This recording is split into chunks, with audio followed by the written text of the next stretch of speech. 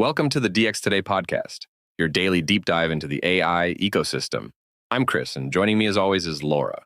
Thanks, Chris. And I'm unreasonably excited about today's topic because this is one of those releases where the interesting part is not the demo at all. It is the architecture sitting underneath it. So set the stage for us. Yesterday, July 8th, 2026, OpenAI shipped something called GPT Live. And I want to know what it actually is and why anyone who does not build voice applications should care. GPT Live is a new family of voice models that now powers ChatGPT Voice. And the headline capability is that it can listen and speak at the same time. That sounds mundane until you realize no prior version could actually do it. I want to slow down right there because most people assume talking to ChatGPT already worked that way.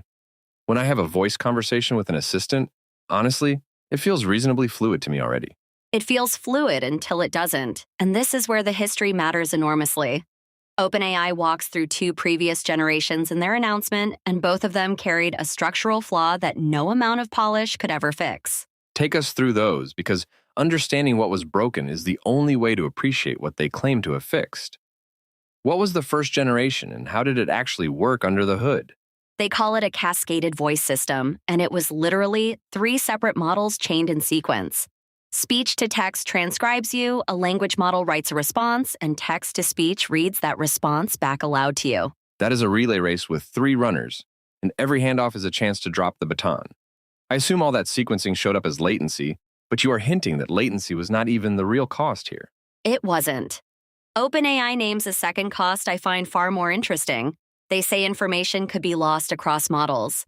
Think about everything in your voice that never survives transcription. Sarcasm, hesitation, whether you sound exhausted or delighted, whether that pause was a thought or a full stop. So the transcript is a lossy compression of what you actually said, and then text-to-speech has to invent the emotional tone on the way back out. You are laundering a human conversation through a text bottleneck twice. Exactly right, which brings us to Generation 2, Advanced Voice Mode, shipped with the original GPT 4.0 model. That one processed and generated audio inside a single model, so latency dropped and the responses got meaningfully smoother. But you are about to tell me it kept a limitation that had nothing to do with how many models sat in the chain. And I think the limitation is this. How does the system decide that you have stopped speaking? Now that I say it aloud, that is a genuinely hard problem we humans solve without any conscious effort at all. It stayed turn-based, waiting for you to stop before it could respond. And this is the part that made me sit up. OpenAI says turn detection was based on silence. The model watched for a gap in the audio and simply treated that gap as your permission to start talking. Oh, that is a terrible proxy, and I say that as someone who pauses mid-sentence constantly when reasoning out loud. A thinking pause and a finished sentence are acoustically completely identical to one another. OpenAI concedes exactly that. They write that even a brief pause or background noise could be mistaken for the end of a turn, causing the model to interrupt at unnatural times. A passing truck could yield the floor. And notice this is not a bug you fix with more parameters or better training data. It is a consequence of the architecture. If your model only acts at turn boundaries, then it fundamentally needs turn boundaries. Which is precisely why the fix had to be architectural, and that is what full duplex means. The term comes from telephony, where both parties transmit and receive simultaneously. The alternative is a walkie-talkie, where one person holds the button down. So every prior voice assistant was a walkie-talkie wearing a very convincing costume. And GPT Live is actually a telephone. But listening while speaking is only useful if something inside is making decisions with the information arriving while it talks. So what is it deciding, and how often? OpenAI describes it as continuously processing input while generating output. And here is my favorite line in the whole announcement. The model makes interaction decisions many times per second, whether to speak, continue listening, pause, interrupt, or invoke a tool. It is deciding continuously whether saying anything is even right. Which must be where the back-channeling comes from. Those little acknowledgments the announcement mentions, where GPT Live drops in a or a yeah, or a got it, while you are still talking. That's it exactly, and it cannot be scripted because the model has to decide in real time that this particular moment is a good one to acknowledge what you just said to it. Fair, and the corollary is the more important half. They say it will also stay quiet when you need a moment to think, and wait rather than jumping in, which is a considerably harder skill. Enormously harder. and it follows directly from abandoning silence as the turn signal. Once you stop keying on silence, background noise stops being a false trigger because noise is simply not what you are listening for anymore. All right, the second architectural change. Before we started recording, you told me this is the one people are going to underrate. So tell me why it matters even more than the duplex part does. It is called delegation. OpenAI decoupled the model handling conversation from the model doing the thinking. So those are now two different systems with two entirely different jobs, running at two entirely different speeds. So GPT Live is not the thing answering my hard question. It is the thing talking to me while something else, somewhere else, actually works on my hard question quietly in the background. Precisely. When a question needs search, deeper reasoning, or agentic work, GPT Live hands the task off to a frontier model. And at launch, that background model is GPT 5.5 doing the heavy lifting. That is a beautifully pragmatic answer to a trade-off I assumed was unavoidable. Intelligence costs time. Time in a spoken conversation is dead air, and dead air is the most uncomfortable thing between two people. Every previous attempt made the smart model faster, which is a losing race against compute. This sidesteps the race entirely, and there is a strategic version too. If the background model is a swappable component, OpenAI can upgrade the intelligence without ever retraining the voice layer. They say exactly that, which quietly turns the voice layer into durable infrastructure rather than a disposable product feature. Let's talk scale, because this is not an experimental preview going out to a handful of vetted partners, the way the GPT 5.6 preview did just a couple of weeks ago. Not remotely. OpenAI says more than 150 million people talk to ChatGPT every single week using voice and dictation. GPT Live 1 becomes the default for Go, Plus, and Pro, and the Mini becomes default for free users. So even free accounts get the full duplex architecture, just with a smaller model behind it. That is a meaningful choice, because they could very easily have made this a paid tier differentiator instead. Which tells you they consider the architecture table stakes. What you pay for is reasoning depth. The instant tier and Mini use GPT 5.5 instant, while medium and high use GPT 5.5 thinking. Let's get skeptical, because so far we are reciting OpenAI's own framing back to people. How do they demonstrate this actually feels better, rather than simply asserting to us that it does?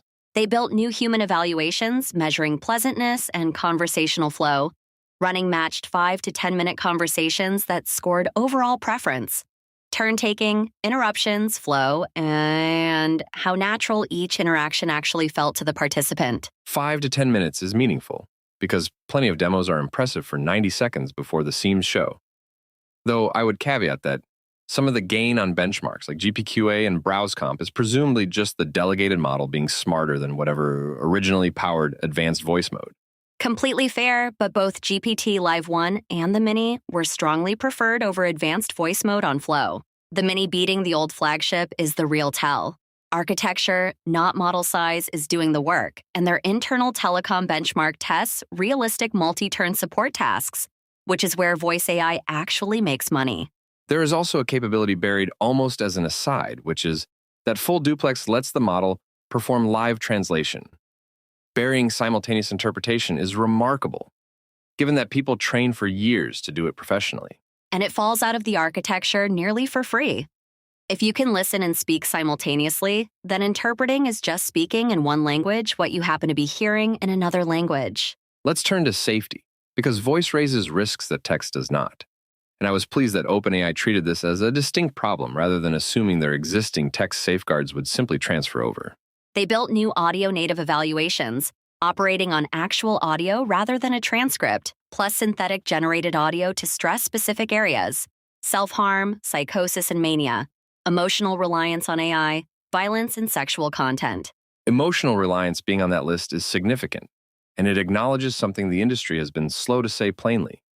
The more natural you make the voice, the more attachment that voice inevitably invites from people. And they are not treating it as solved. They are rolling out longer-term measurement and post-launch monitoring focused on emotional reliance, because you cannot fully characterize that risk in a lab. It emerges over months of real use in ways a short evaluation session will never surface. The safeguard design is architecturally interesting too, because conversations unfold in real time. Tell people what the system can actually do, while the model is still in the middle of speaking a sentence. It can steer toward a safer response, surface additional resources, or end the conversation outright in higher risk cases. For self-harm conversations, they adapted their support flows for voice, including expert-vetted crisis helpline support. A mid-utterance intervention, where the system detects a sentence heading somewhere unsafe and changes course before it finishes leaving the speaker. That is a genuinely new kind of control surface for these systems. There are teen protections layered on as well. Age-appropriate behavior is trained directly into the model. Parents can enable or disable voice through parental controls, and linked parents may be notified in higher risk situations. There is one more safety decision I find quietly important, and it is about what the model deliberately cannot do rather than what it can. Tell people about the voice impersonation constraint they built in. GPT Live is designed for conversation, not impersonation.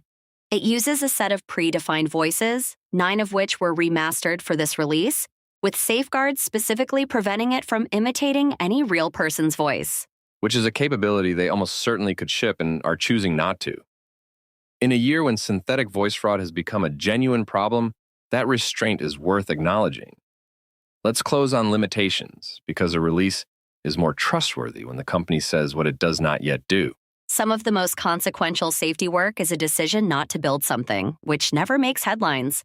As for limitations, there is no API access yet, and voice with video or screen sharing is not supported at launch. They also admit certain languages may have a non-native accent or gaps in fluency. The video gap is notable because that was a signature advanced voice mode feature, which means OpenAI shipped an architecture upgrade that is briefly a feature regression for some of its existing users. True, though it is the honest cost of shipping globally on day one rather than waiting until every language and every feature is equally good, which in practice would have meant shipping to nobody.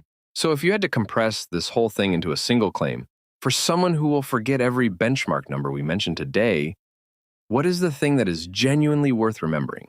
That OpenAI stopped trying to make the smart model fast, and instead built a fast model whose only job is presence, while a smart model does the actual thinking somewhere else entirely. And that separation suggests a general pattern, because conversation and cognition do not have to live inside the same system, and quietly pretending that they did was the original mistake all along. Which is, incidentally, how people actually work. You do not stop nodding and making eye contact while you think. Being present and being smart run on separate tracks, and the software has finally admitted it. That's all for today's episode of the DX Today podcast. Thanks for listening, and we'll see you next time.